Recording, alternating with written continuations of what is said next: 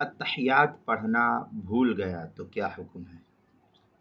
چنانچہ اگر کوئی شخص التحیات پڑھنا بھول گیا اور درود شریف اور دعائے مسورہ وغیرہ پڑھ کر یاد آیا تو تشہد پہلے پڑھے اور سجدہ سہو کرے، تشہد پڑھے اور پھر جو ہے اس کے بعد سجدہ سہو کرے، پھر بیٹھ کر کے تشہد،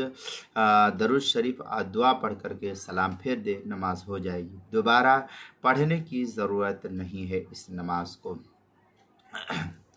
چنانچہ اس سلسلے میں جو ہے کیا نام ہے، فتاوی عالمگیریہ میں ہے کہ وَإِذَا نَسِيَ قَرَأَ التَّشَهُدَ حَتَّى سَلَّمَ ثُمَّ تَذَكَّرَ عَادَ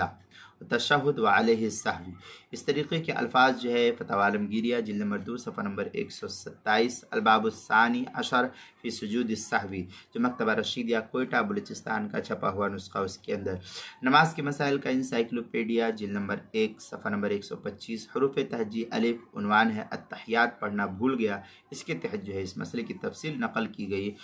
یعنی یہ کہ اگر کوئی تحیات پڑھنا بھول گیا اور درود شریف وغیرہ پڑھ کر پھر اس کو یاد آیا کہ تشہد پڑھنا ہے، تو